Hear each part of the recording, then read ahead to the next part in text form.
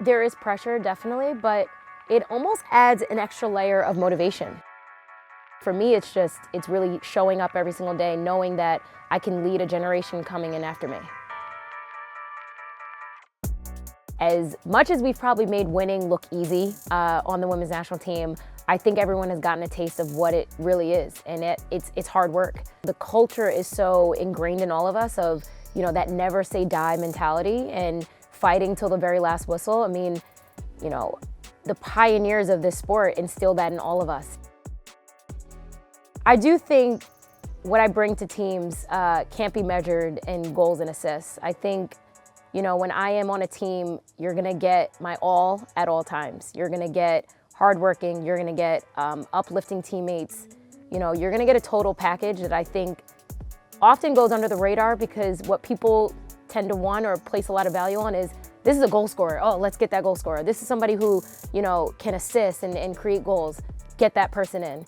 And I think for me, it's, I'm capable of doing those things, obviously, but it's one of those things where it's like, you're gonna get so much more though. You're gonna get a teammate that is selfless. And I think those are key components to really building a championship team. Someone who is gonna think more about the team and then think secondly about their own personal accolades.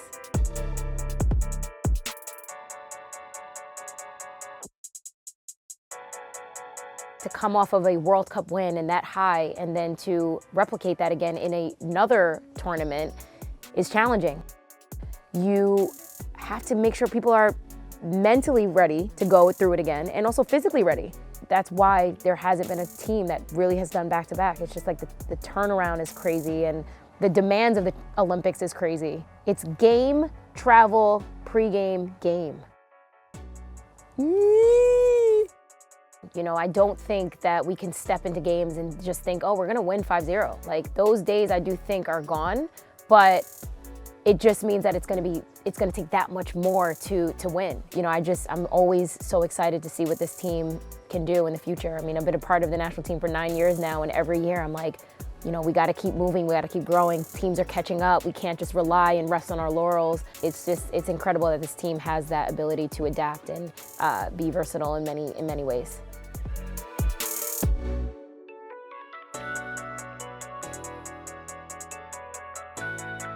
Yeah, I remember my initial thought being like, bummer. But I also remember thinking, the world is on fire right now. We need to figure out what is happening.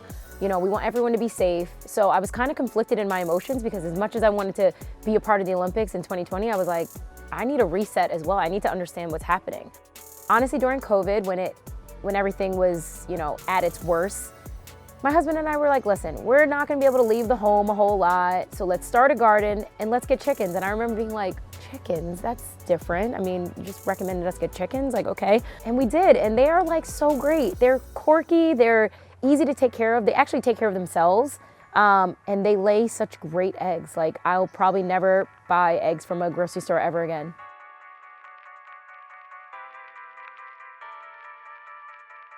For me, when I first came onto the national team, I felt very much alone. I felt like, I was the only one that looked like me. If I had had more soccer players that looked like me growing up, I feel like I wouldn't have had the struggles that I faced kind of at a younger age going into the national team. But what we're seeing now is more diversity in the sport, and more people paying attention and not seeing soccer as a predominantly white sport anymore, but more diversity and more inclusion. And I think that's where the sport needs to be. It's really nice and comforting to know that we now have a voice. We are now being seen in a way that we weren't seen before.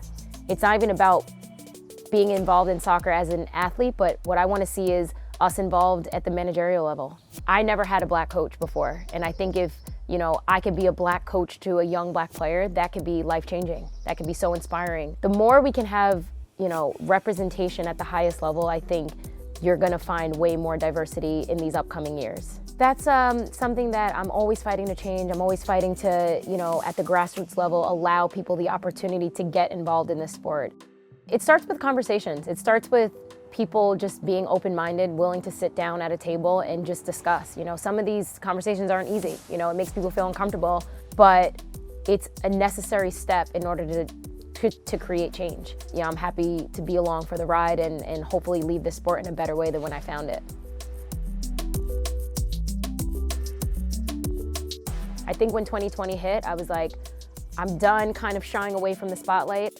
Women as a whole, we are a little bit, little reserved in regards to, you know, boasting and sharing our accolades and talking about it in the media. But I think Black women have a whole nother level of cautiousness regarding that, because it's easy for me to just get caught up in, oh, I'm just happy to be here, I'm happy to be here. And I'm like, no, I'm not here to survive. I'm here to thrive in this environment. I am more confident definitely in who I am as a player, and it's time that I kind of own that confidence and use it in a very positive way. It's me using my platform, it's me advocating for more Black women in this sport and protection of Black women as a whole. I'm trying to let people know that I'm not just here to be in the background, I'm here to be spotlighted, I'm here to, you know, really make a big splash.